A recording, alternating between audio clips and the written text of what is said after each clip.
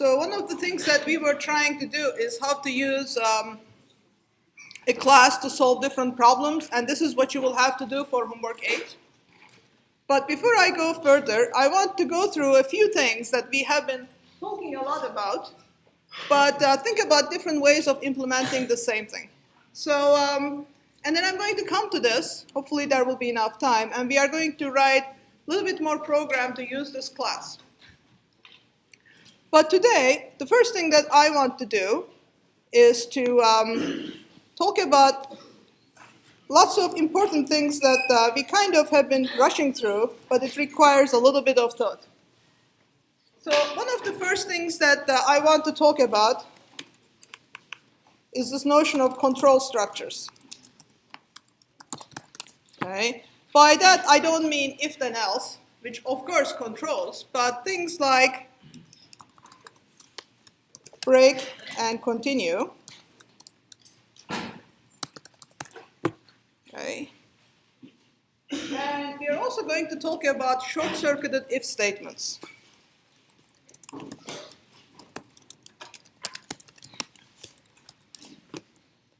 Okay.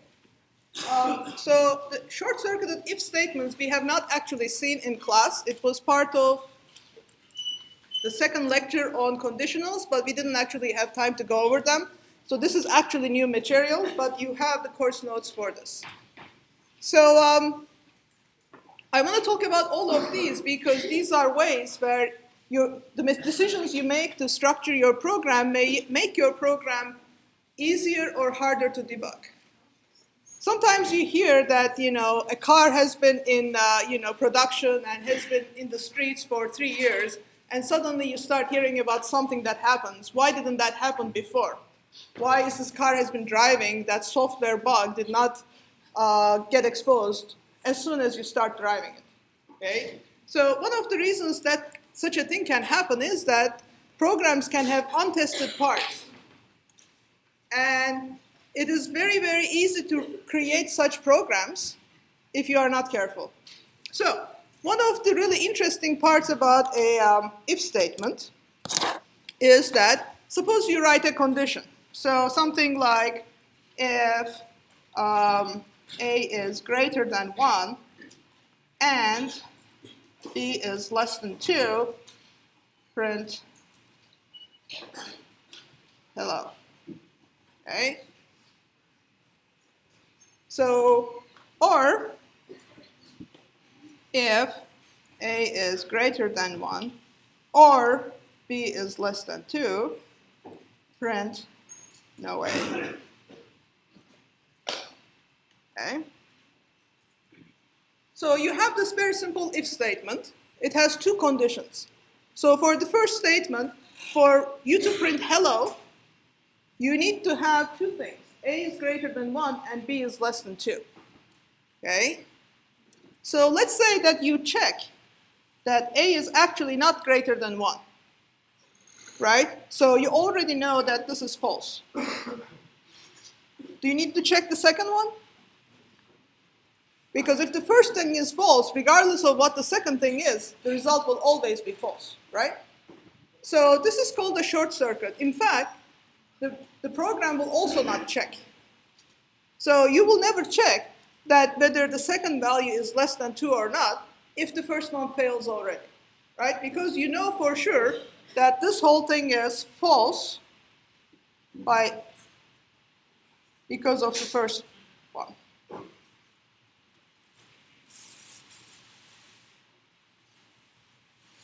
Right? The second one is the OR condition. So suppose that A is actually greater than 1, or let's call this D. Let's say this is true. If D is greater than 1, do you have to check whether B is less than 2? If B is greater than 1, then the whole condition is true, right? You don't need to check the second one. So then this thing is hold true because of the first condition.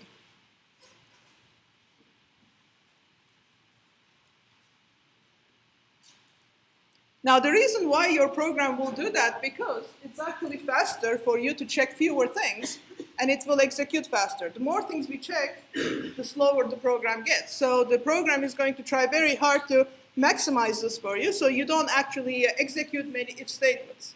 But the problem is that what if you had a bug in there that you did not test? Okay. So let's try to figure this out. Let me show you an example. So let's write this. If A is greater than 1 and B is less than 2, print hello. And if D is greater than 1 or B is less than 2, print hello. Okay. So let's say A is 1, B is 1, and D is 3. Okay. So since A is not greater than 1, I'm not going to print hello. And since D is greater than 1, I'm going to print hello regardless of what this is, right? This is fairly straightforward, yes? I wrote this if statement, got a degree from union. What about if I wrote a different condition like this? B is actually not 1, but it's the string 1, okay? And then I'm going to actually do this so that this actually, no, this is still going to, are strings and integers ordered? They are. So let's try a different thing. So let's try this.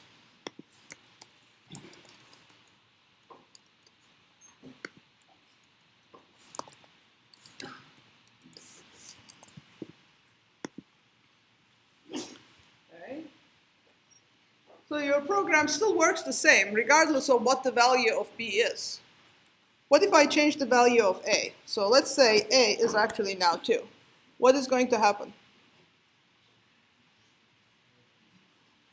So now this is false. This is true. So now I'm going to check this one, right? But up until this moment, I didn't even check that condition because it was short-circuited. So as soon as this was false, I didn't have to check the second part. But when this is true, I now have to check this. And I'm going to do the same thing with D, and I'm going to make sure that D checks the second one. And I'm going to immediately get an error because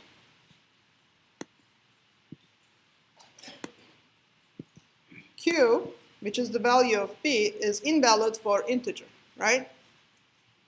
So the point is that there was that condition in part of your program that you never checked until the first part actually became true.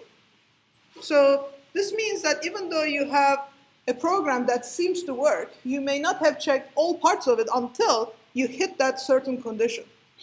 And this is a very, very big problem. So there are people who actually try very hard to find ways to test programs, but the first condition is that you be aware of this.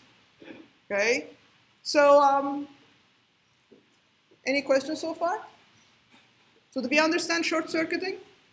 So if you have an AND condition, if the first condition is false, it will never check the second condition, even if the second condition may actually have something that may cause an error. What are the other things that can cause an error? For example, I can have something like 1 divided by 0 is less than 2, right? Which will give me a division by 0 error, unless A is actually not. Okay. Now in this case, the first one is correct, didn't give an error, but then I got an error in the second one.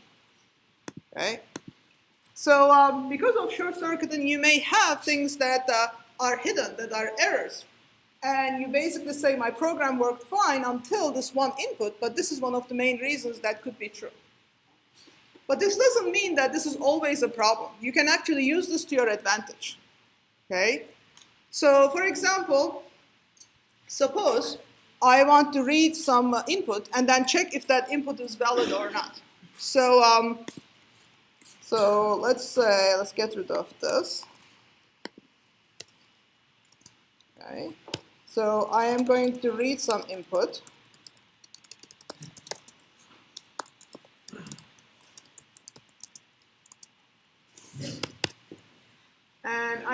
check if this value is between 1 and 5.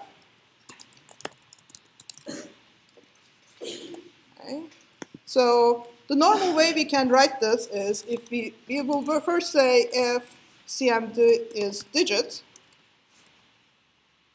or we can say that if it is not digit, we say print enter a valid integer. Else, now I know it is a digit, I will convert that to a integer.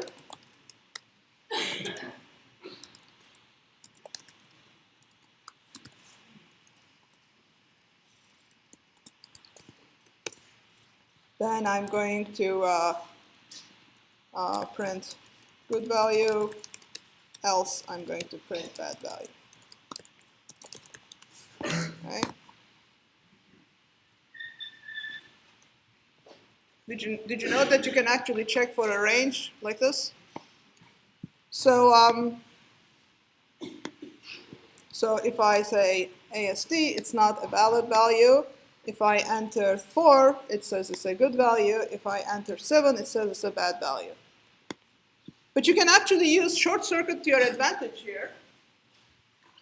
And you can do something slightly different. Instead of writing it this way,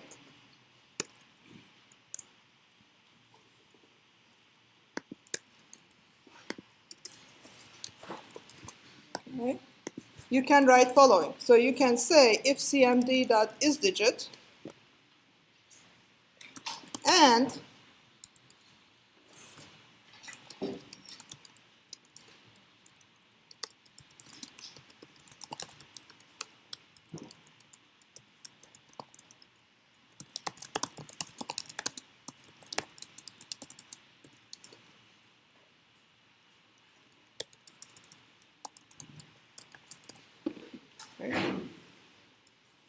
so this is both good and bad. It's kind of, it's hidden that there is this assumption.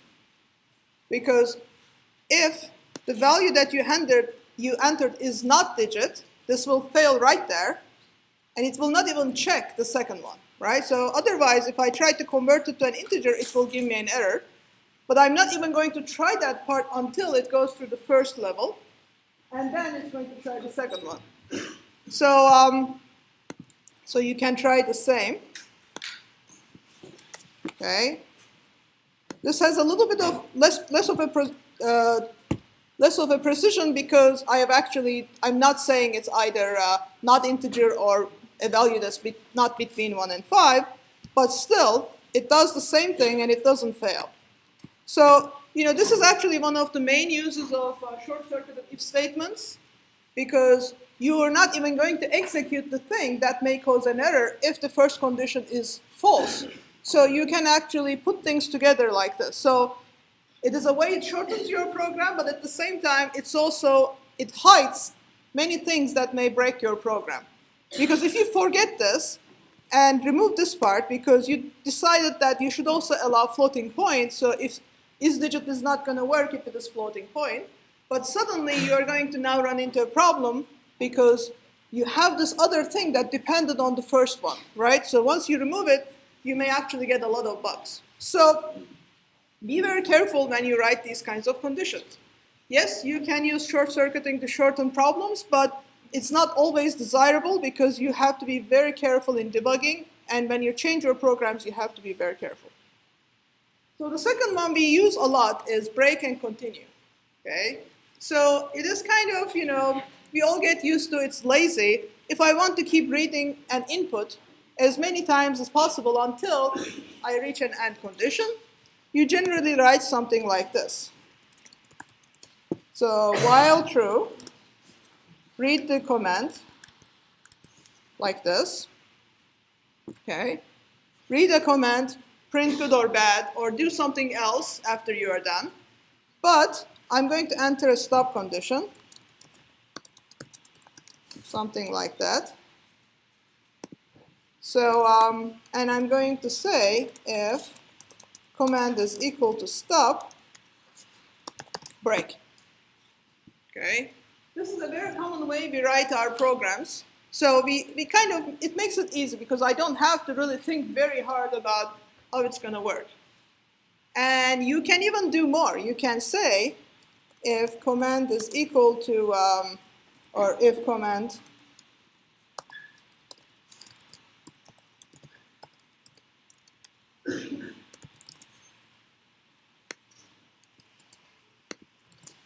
then I'm going to say, please enter a value between 1 and 5, and I'm going to continue.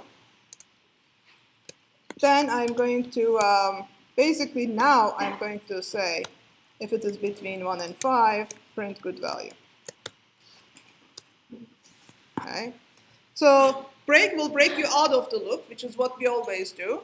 Continue will skip everything below that line. So if the value is not digit, I'm not going to convert it to an integer, so it doesn't cause an error. And then, if it is between 1 and 5, I'm going to do something, right? So by now, I think that break and continue are kind of common, right? We understand them? So there is a lot of discussion whether break and continue are good programming practices, right? Because to be able to understand what your program does, you have to really read what should have happened before, right? Is there a break before? What would break this? Is there a continue before? What would that be? So you have to remember for every single reason why you may have not come to this point, right? So you basically have to have a mental note that I will only come here if there is a is digit and that the value is not stop. So many people think that this is not good programming practice. Okay? So as you go above CS1, you will find that there's a lot of different ways you can structure it, and this is not necessarily a good one. Have you ever heard of this old joke about goto is harmful? There's like this XKCD cartoon. The guy is like eaten by a dinosaur because he uses goto. It's basically the idea is that some types of programs are not good. So generally, you don't really need to use break and continue. Okay? So we can write this whole thing in a slightly different way. So what can I do is I basically have a loop. If I have a loop, there should be something that says when that loop should continue. Okay?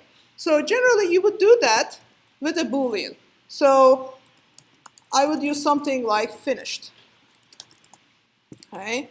Well, some people use the positive one, saying that still continue or something like that. So while not finished, I will continue doing the same thing. And if the command is equal to stopped, in this case, I'm going to set finished equal to true, because I want the loop to stop. If it is not stop,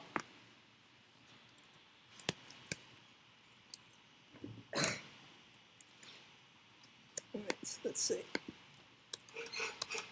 If it is not stop, then if it is not is digit, I am going to print enter this. And if it is not stop, and if it is not is digit, I'm going to convert it to between 1 and 5 and print it's a good value. Okay? So this does the same exact thing, hopefully, except that now all the conditions are exposed as to when I will execute each part. So let's check to make sure that that actually works, right? So 4 is a good value. 6 doesn't do anything. Okay? We didn't actually write a condition for that. That doesn't do anything. This says please enter an integer, and stops my program. So as you get more and more comfortable with programming, start to not use break and continue, but have a Boolean, a condition that tells you when you're supposed to be stopped or when you're supposed to continue.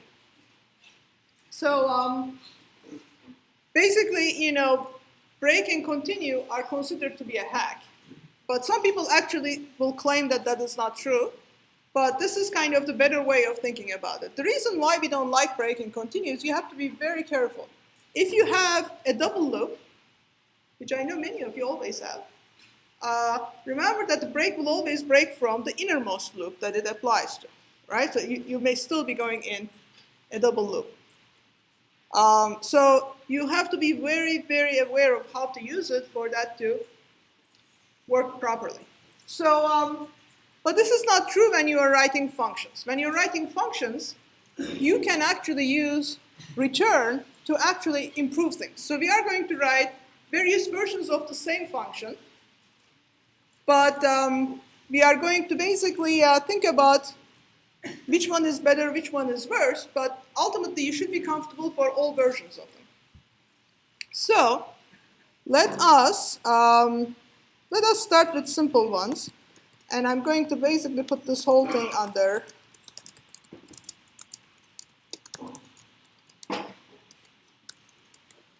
if name equals main. Okay. Okay. So this is kind of the first pattern that if you have a loop, then you want to have some variable that tells you when the loop starts, and then you can, Boolean is great for that, you can set that to true or false. So now let's talk about writing functions that check something. Okay? So this is a common type of problem where you are supposed to write a function that checks for something to be true or false. Okay? And we are going to write two separate functions, and then you will think about how they differ. So the first function that I want to write, let's say find valid of str, and I want to find, so let's call this word. This is similar to the exam question. Find if word contains at least one letter, one character, or one, let's say, digit between 1 and 5. So, so I want to return true if the word contains a digit between 1 and 5, and false otherwise.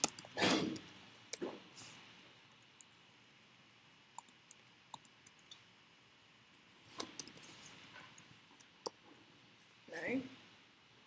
So this is a very simple idea. The first thing you do when you're writing a function that needs to find some condition to be true, ask yourself what can you check? So so I want to check if a word contains one digit between 1 and 5. Okay? So when do I stop? This is my first question to you. When do I stop? As soon as I find one digit, do I stop? Yep. So if I find one digit between 1 and 5, I know I can stop. I know that we can check for in, but we will do that in a second. So I go through, let's say, every letter. As soon as I find one, I will return immediately true. If I go through every single letter and I don't find one, what do I do?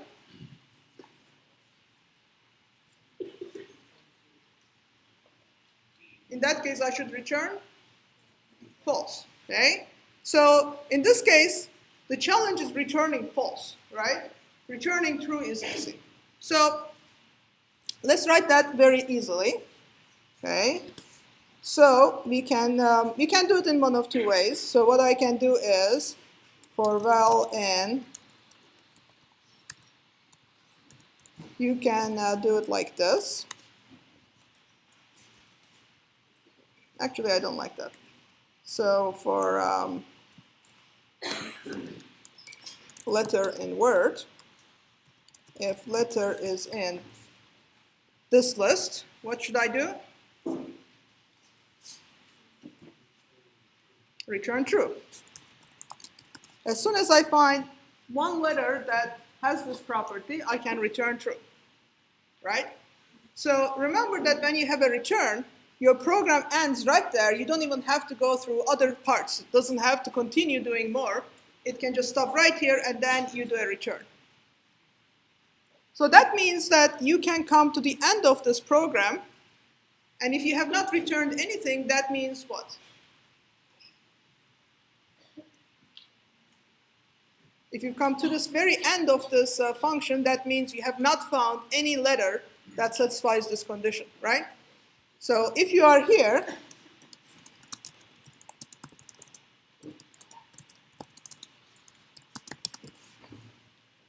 then I know that there is no letter in 1 to 5 range. Then in that case, I can return false. So this is a type of program, a type of function you will see very frequently. But at first, it kind of looks complicated because you don't understand when you're returning false, right? So you have to see what would be true. We can write the same thing, but using a slightly different version. Okay, so first we can test this. Okay. I am going to set this to true so that it actually doesn't execute. Okay. So you can check, for example, find valid of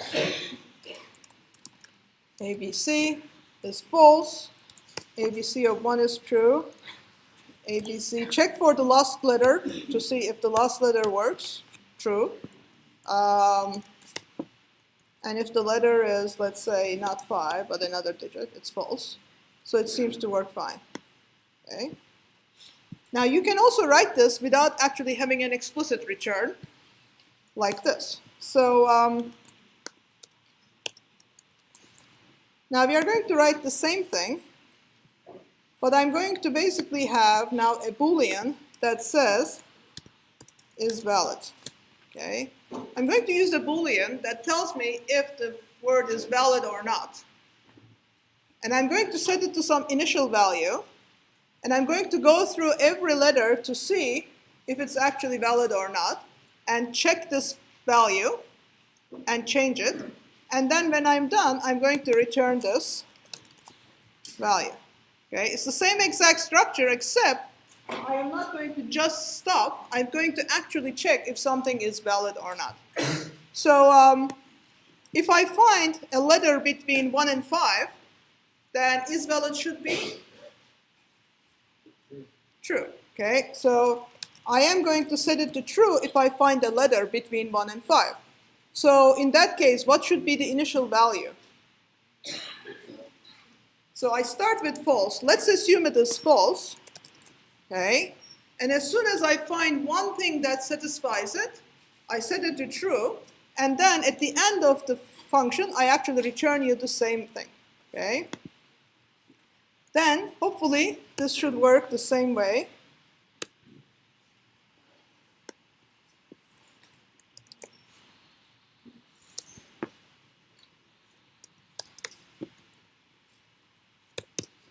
Okay.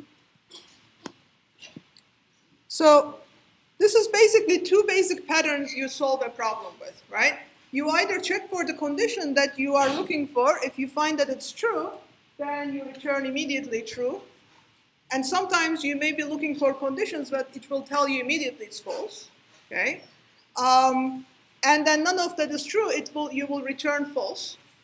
And the Boolean condition does the same thing, because I'm assuming that it is false unless I find otherwise. So I'm going to assume it is false. Unless I find that it is in fact true, I will set it to true, right? So this is kind of the pattern.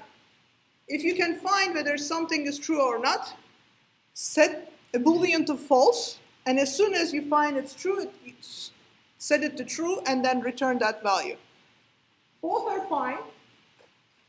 One is a little bit more efficient than the other one because, which one is more efficient?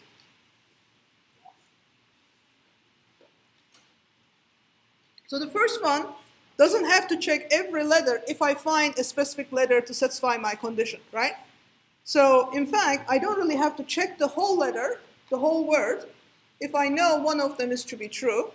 So the first one is a bit more efficient because it can immediately return the function. Whereas in the other one, I actually have to go through every single letter. Okay? All right, so now we are going to change the pattern. And this is the one you're going to take 2-3 minutes to write. Okay? This is going to be a slightly different function. We are going to call it find is small. It's not a great name. Let's say is Fine, let's call it find between. Okay. And this is going to return true if all digits in word are between 1 and 5, all digits, and false otherwise.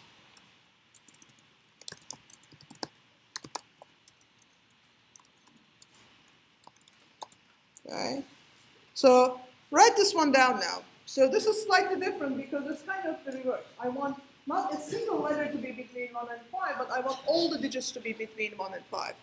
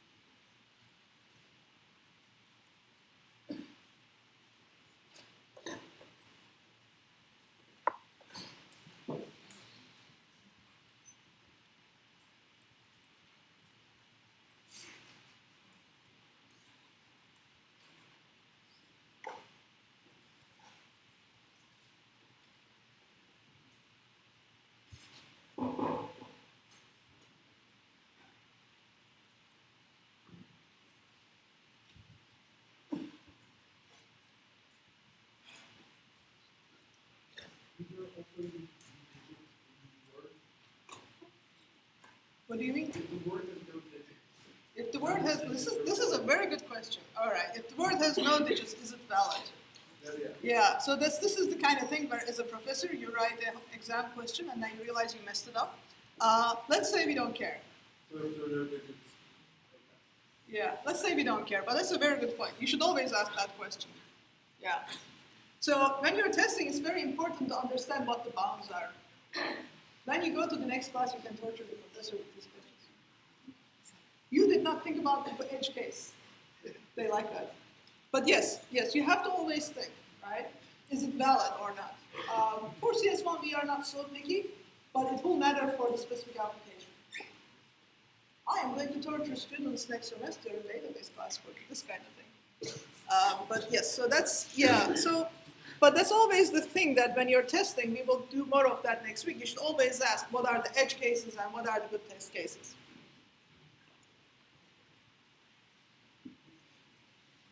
Okay, so now you have the pattern. Can you figure out how this has changed? Can you tell me how the program has changed?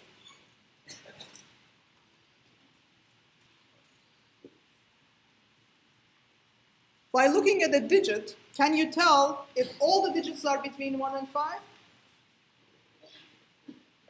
Right? You can look at one digit at a time. For that digit, you can tell it's between 1 and 5, but you cannot tell if all the digits are between 1 and 5, right? So this is kind of the basic idea. So this is different because it is hard to check everything, but it is easy to check if one thing violates what you're looking for, right? So when you're looking for something that is all things are something like this, then your job is to go back and find one thing that violates this, right? Look for the reverse. Instead of looking for digits between 1 and 5, look for digits that are not between 1 and 5. If I find such a digit, what should I return? If I find a digit not between 1 and 5, I should return false. And if I find no such digit, I should return true, right? So basically, this is the basic trick in computer science, and it is so important that we will force you to take a course called Foundation of Computer Science and make you do proofs, just to prove to yourself that this is true. But this is your first exposure to it. If it sounds hard to do in the positive way, think about the negative and then do the negative, okay? So now we are going to do the reverse. So we are going to say, for letter in word, if letter not in this, if it is not in one of those, I'm going to return false. If all of these fail, then I'm going to return true. Okay? So remember, if it's checking for one thing to have a property, as soon as you find it, you can return true. If it's asking for everything to have a property, then find if anything actually violates that property and return false, and in the absence of that, return true. So you can write the same version of this with a Boolean. I find that this is easier for me to write, but I will write the other version. Okay. So I'm going to assume that is valid is true by default, unless I find a violation, which is like this.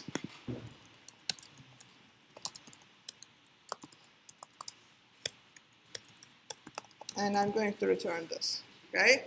So this should be the same exact one as the other one. So you can choose whichever one is easier for you to write, and both should work the same. Yes? That code does not work for anything that are not, if you have letters and symbols. If the letter is like an A, B, C, or parentheses, you have to do a separate draft for these. It will work because A is not in that set. Right? Yeah, then it sets it to false. Right. If you had a string of words, and let's say you had A, B, 1, 2, 3. It should not work. This will only work if you have 1, 2, 3, 1, 2, 3, 4. You just want Everything to be just a digit between. Yeah, it should not work. Did I not mention that? It says if all digits in the word. That should be obvious, no? Is that not obvious? Every single digit in the word. Oh, you're telling me that if it is a digit. Ah, yes, I understand. Okay, I apologize for that. We can write that version too. Okay, if letter dot is digit, right? That's what you mean? And okay, so that is true. Again, badly written one. All right, I buy it. Okay. Yeah. All right. I'm okay with that. That's not what I wrote it at first, but that would be okay too. Okay, you're okay with that? Does it work now? Okay. So remember that these are the two main patterns when you're searching for things, right? You have to remember what you're keeping track of, what you can or cannot find. So so this is kind of the basic CS trick. Okay. So now we come to the next thing where we are going to have a little bit of a conversation. So some of you are not here. I think that they are stuck somewhere in, post-apocalypse Boston. You'll tell your friends that they lost a chance. So we can, let's try to do some other things. This is kind of, I extracted from the data for the homework. So this is the snowfall and the mean temperature values for Troy in December, just so that you can see what to expect, okay? So if you construct your values, you will get something like you have a year and some value. So you constructed pairs of values. I'm not going to solve the homework, but we can work with that. And then we're also going to look at this, but not immediately. So this is a Bioinformatics Sequence. How many biology majors here? All right, some of you can then tell me if I'm doing this totally stupidly. All right, so let's look at snowfall, okay? So now that I have told you that you can put stuff in a list and you can sort it, right? From now until the end of time, that's what you will want to do, okay? But, be flexible, because it may not be so easy to do that in C++. I mean, it may be that it's actually much more clunky to use lists or arrays or vectors or whatever they're called, right? So you don't always have to do things in that one way. So basically, when you're iterating over a list, often you are looking for something, okay? If I tell you to find the minimum value, what would you do? You will iterate through the values, put the values in a list, sort that list, or then find the min from that list, right? Or maybe create a new list with the value and the year and then sort that first. But if you're just trying to find the minimum value, you really don't need to really go through the whole exercise of creating a new list. Are you with me so far? Okay? Just don't put everything in a list. Right? So now you're becoming more sophisticated. You can do simple things. Like, let's say I want to write a function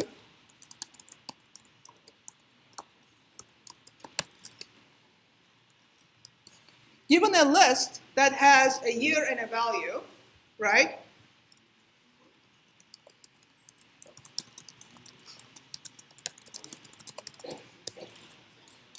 Given a list with pairs of year value, find the year with the smallest or largest value.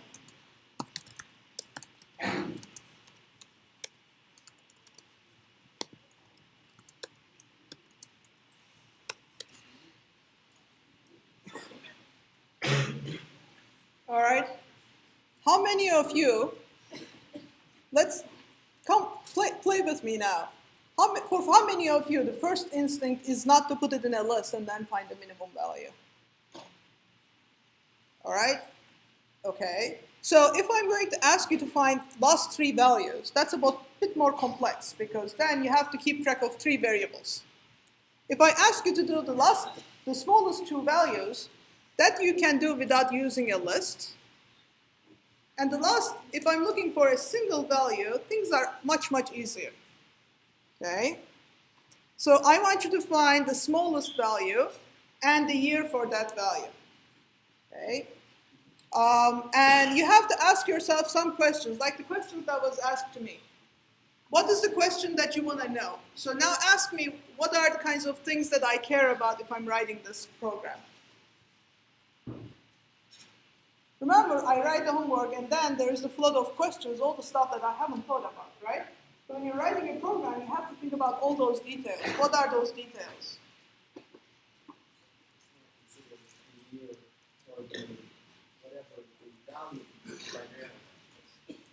What is the year? Say it again. So if you want to consider the year first or the value. Right, but let's say the list is already given to year or value. Oh, okay. Right? So you're not going to change the list. But what are things that you care about? If I'm writing this function, all right, you don't care about anything, so I will write this function. So what is the idea? So I'm going to basically go through each value in the list, and I'm going to find the minimum. Is there a point when I'm going through the values that I know that I found the minimum? Or do I have to go through every single value? Is there a point where I can say, I found it and return?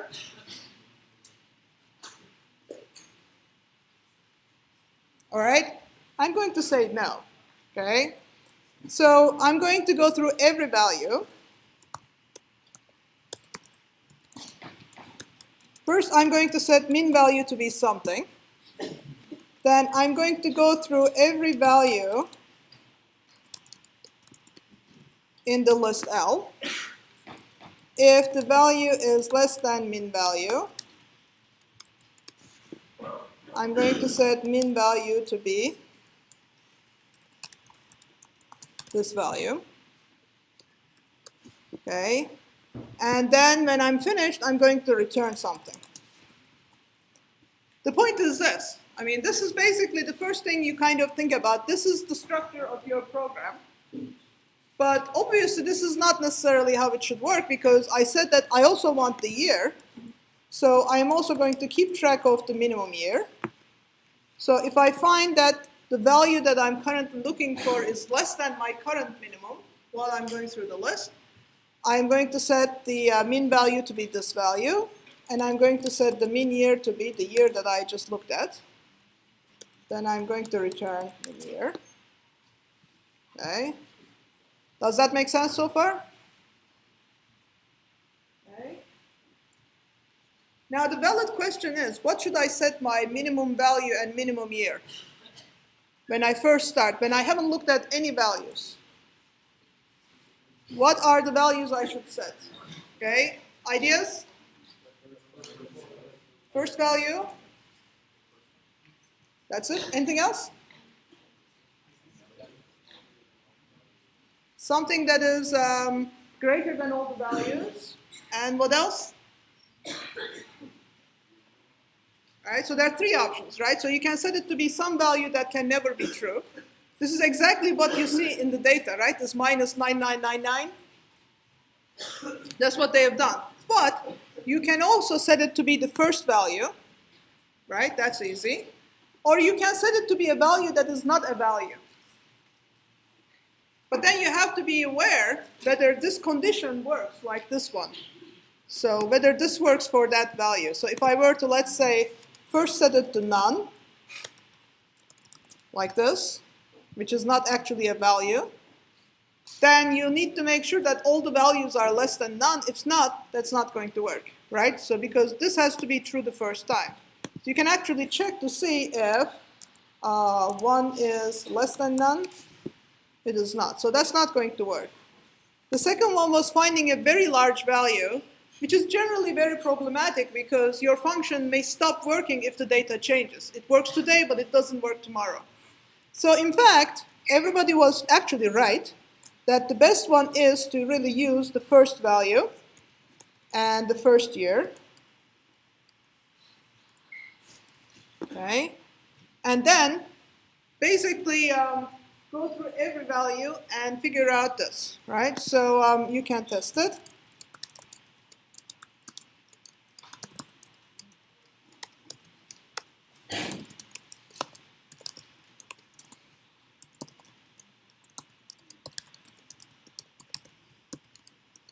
Okay, so obviously these are global values, which I'm going to put in here because otherwise somebody may yell at me later, which I understand. Nobody wants this. Okay. So there's a snowfall, and you can do the same thing, print mean temperature.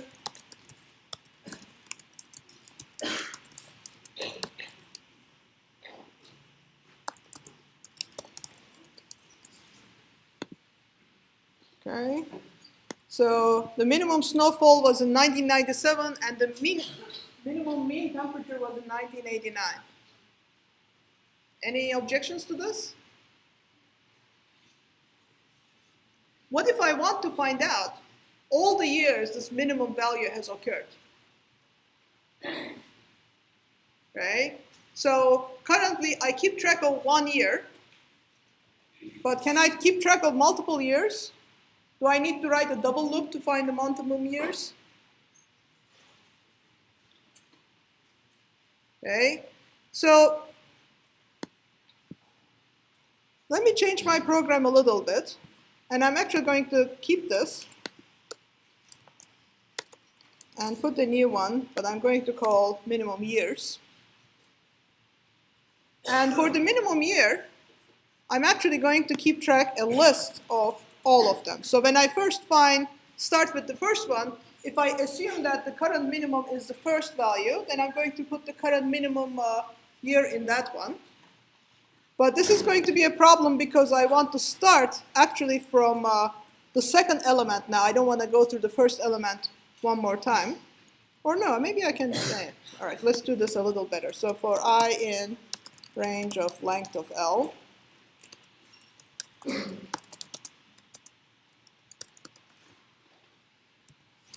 okay, and I'm actually going to start from 1. Okay. And I'm going to do the same thing. If I find this, I'm going to return that year. In fact, this should work exactly the same way as the previous one, except now the value is returned in a single year. So if I were to check this, this should return the same exact result. Okay, so it will just return the same result, but now in a list. Okay.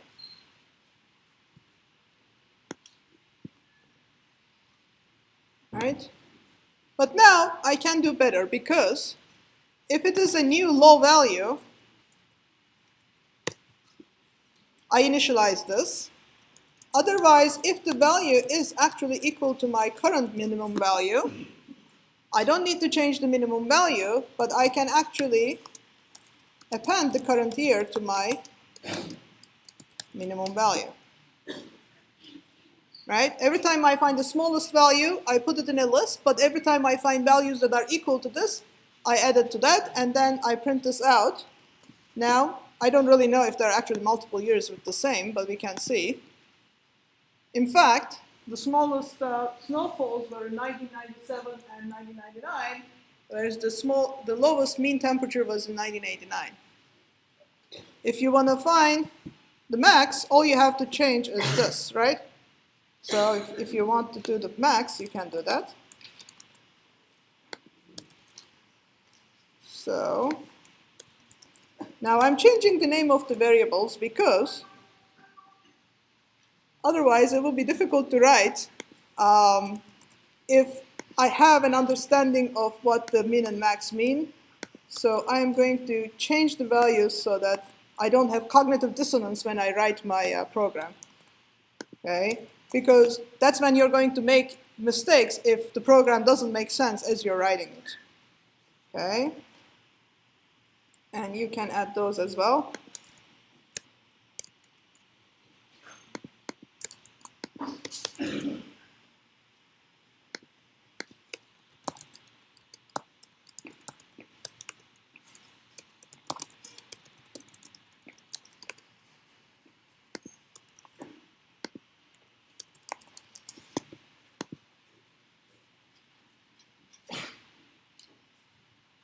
You know what was the maximum snowfall in 1969? Let's return that so you can see. So in addition to this, let's return the max value, and let's return the min value.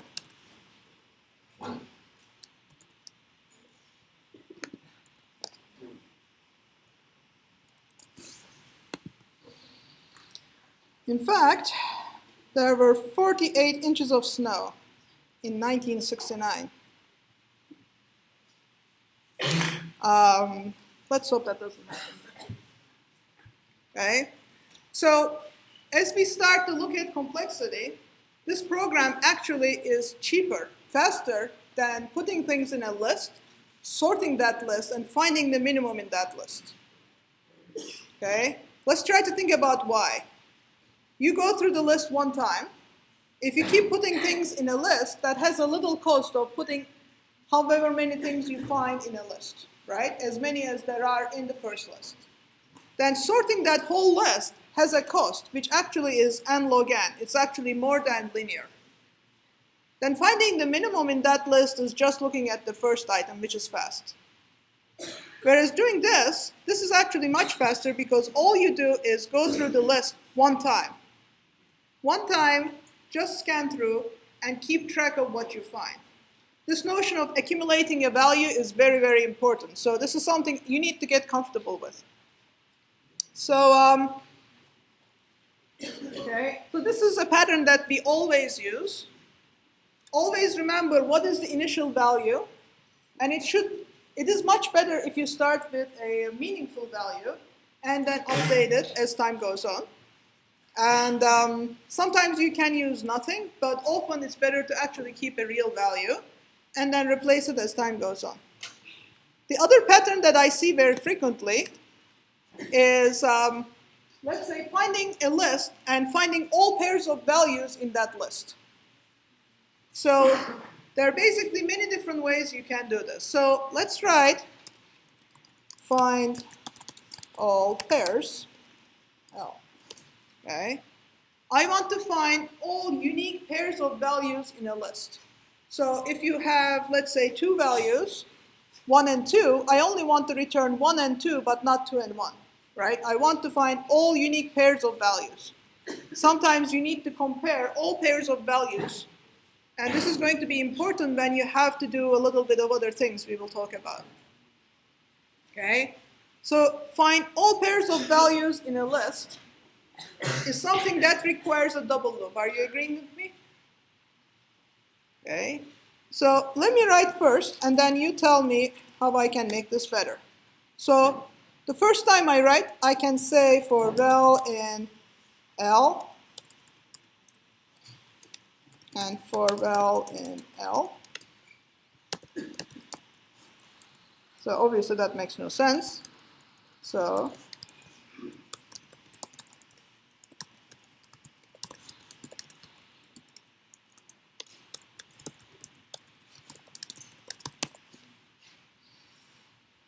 okay. So this is not a good algorithm. We are going to make this better, but what's the problem with this one?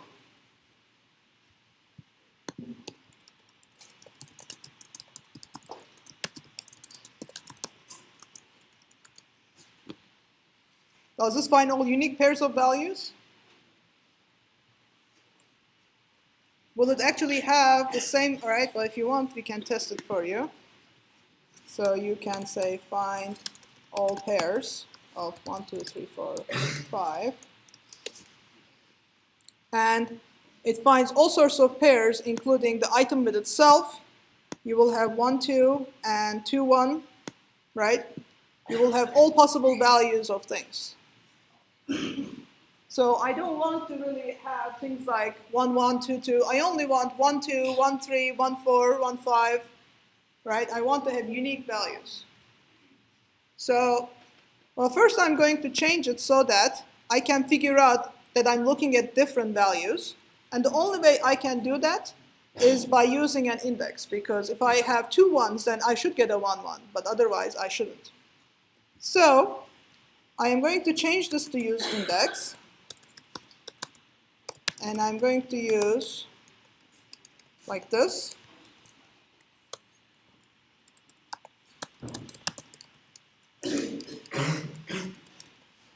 Okay, and I'm going to say value 1 is L of I, value 2 is L of j, and then I'm going to append this. So how do I make sure that I don't append the same value? So I don't append 1, 1 or 2, 2.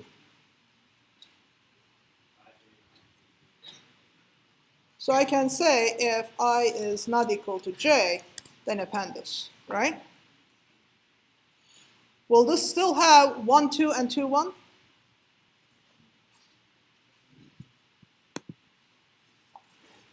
Okay, so let's write it here. So this is what we call find out pairs.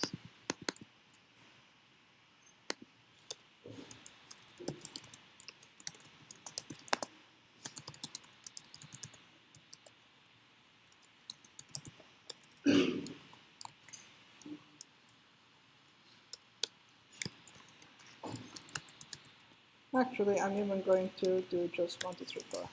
Okay. Now this is what I get. I get 1, 2, 1, 3, 1, 4, then I get 2, 1, 2, 3, and 2, 4. So generally when you're generating all pairs, for example, one of the reasons you would do that, you want to find distance between all possible locations, right? You want to find 2 closest things to each other, which is what you're going to do actually in the next lab, I believe. Okay? If you want to find 2 closest distance objects, you have to compare all possible objects, but you don't have to compare 2 objects to each other twice, right? You don't need to compare 1 to 2 and 2 to 1, which is the same thing. So I don't want to generate 1, 2, and 2, 1. I only have to generate one of them. So one thing that you can do is you can say, instead of saying I is less than j, I is not equal to j, you can say is I is less than j. So that means that when you have 1, 2 is okay, but 2, 1 is not okay, right? So you're not going to generate 2, 1, but you're going to generate 1, 2. So this is going to be the same deal, except now I generate actually much fewer number of things.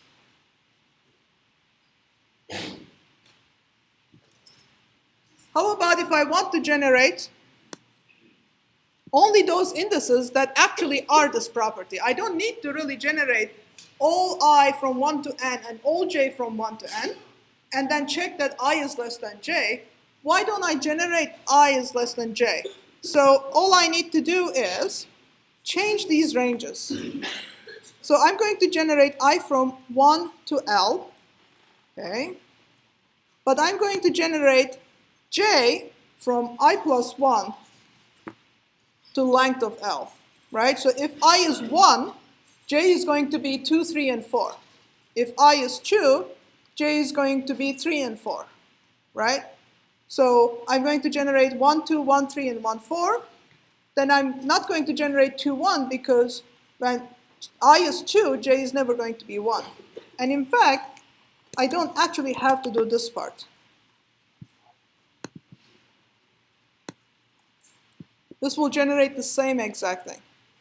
In fact, if you really look carefully, when you come to the very end, you want to come only up to 3 because 3, 4 is going to be the less one. So this actually can go all the way to this. This will give you the same result. Okay.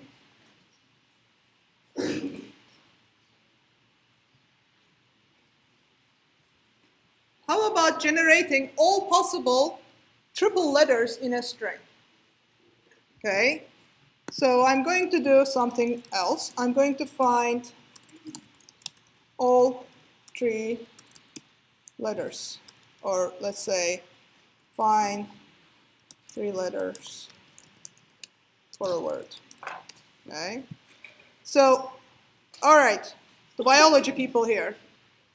So this is a biological sequence. This is a DNA sequence, right? And every 3 characters is an amino acid, right?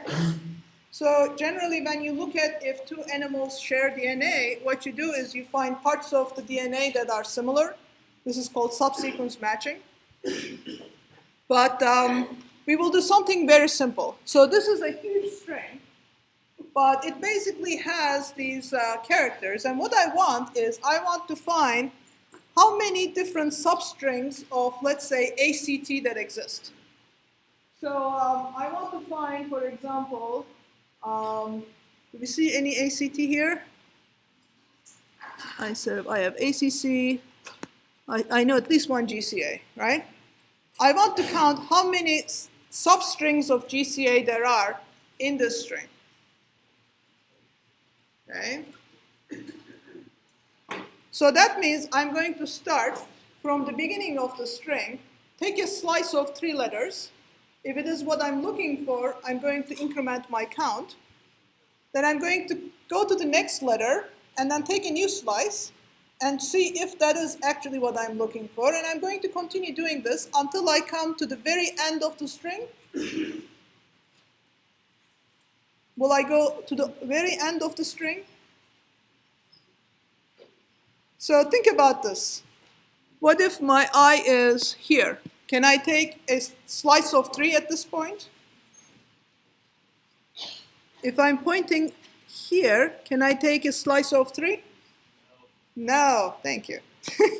So I want to basically come not all the way to the end, but come only up to the end minus 3, because that's where I'm trying to reach at, right? So, but I don't need a double loop. All I need is a single loop, but I need to be very aware of what my loop is. So I am going to go from 0 up to the length of word minus 3.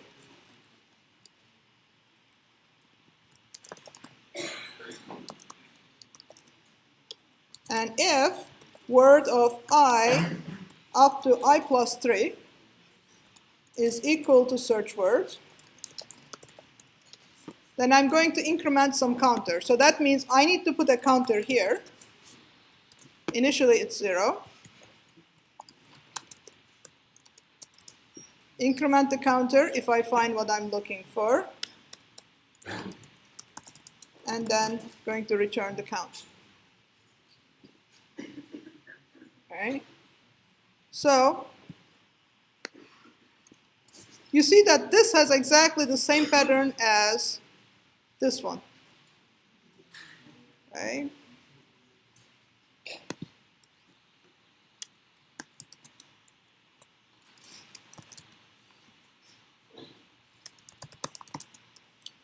So let's see.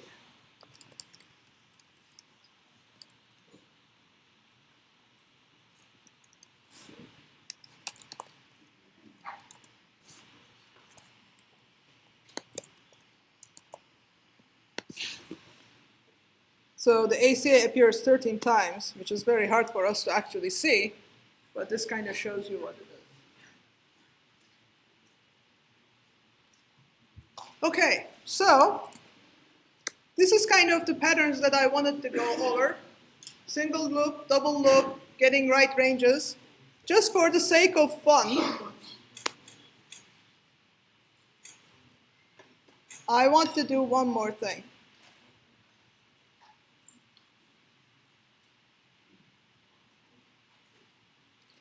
All right. I want to do an image example so we can see what we are doing. Okay. So this is the last one. And I have, basically this is the image functions that we have not yet seen, but should be very easy to understand at this point. Okay. So among the images that I sent you, in the folder, here's an image of Usain Bolt. Okay. So remember that I talked about images being basically composed of individual pixels. So let's go back to that class just for a second. This will be fun, I promise. Just let's go to modules.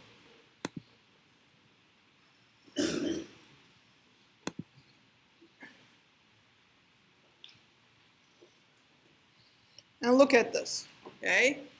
So far we have looked at images as a massive single object, right? But the images are composed of tiny pixels. In fact, the height and the width of the image tells you what the location of those pixels are. And now we are used to the fact that the top left is 0, 0, and the bottom right is not W and H, but it's actually W minus 1 and H minus 1 because we start at 0, right? It goes from 0 to that. There is a simple way that you can actually get the pixels in an image by this function called load. What load will do is it will return you a two-dimensional array, which is exactly like a two-dimensional list, like a list of lists, except when you access a location, you write it like this. So if you had a two-dimensional list, you would write I and J, right? Whereas when it's an array, it actually is addressed like this. This is actually the same way it is in other programming languages. This is actually comes from NumPy, okay? So it's an array where you can access a certain location that is row I and column J by this. So anything that is at that location is a pixel, okay? And each pixel actually has a value, red, green, and blue, right? So if you want, you can say, for example, just to show,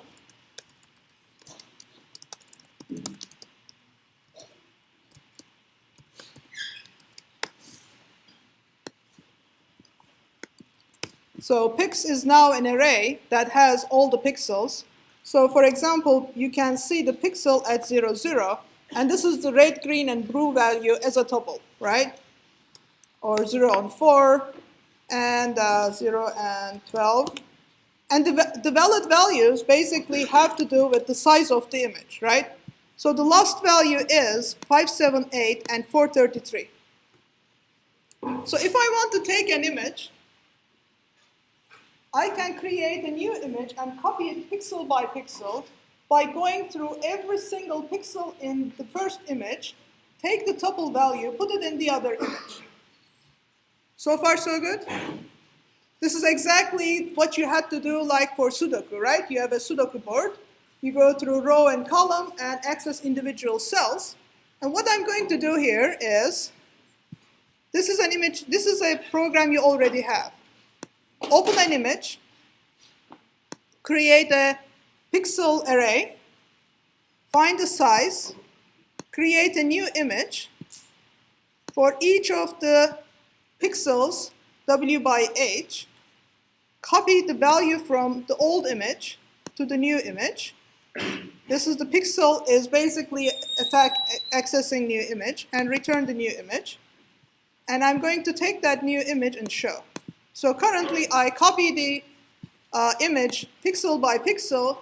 So what I end up getting is a copy of the same image. Okay? What if I want to take this image but copy it in the opposite way? So I want to take the pixel from top left and I want to copy it to the other corner of the image. So if it's at 0, 0, I'm going to copy it at W minus 1, 0. If it is at 1, I'm going to copy it at here. So I'm going to keep copying it. Eventually, these are going to go forward. So the y is going to remain the same, but the w is going to reverse, right? So this is a very common thing you do. So for example, I say that take the pixel at I and j, but instead of copying I to I, copy I to w minus I. But I'm going to actually do minus 1 because when I is 0, I want the other corner to be w minus 1. Okay?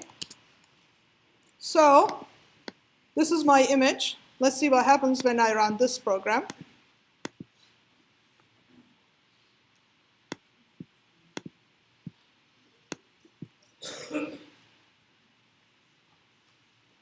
What if I want to transpose the image? I want to keep the I to I the same. Okay. So I is going to remain as I, but for j, I'm going to go to j minus 1. Okay. So this is your bolt. This is this image. New pix.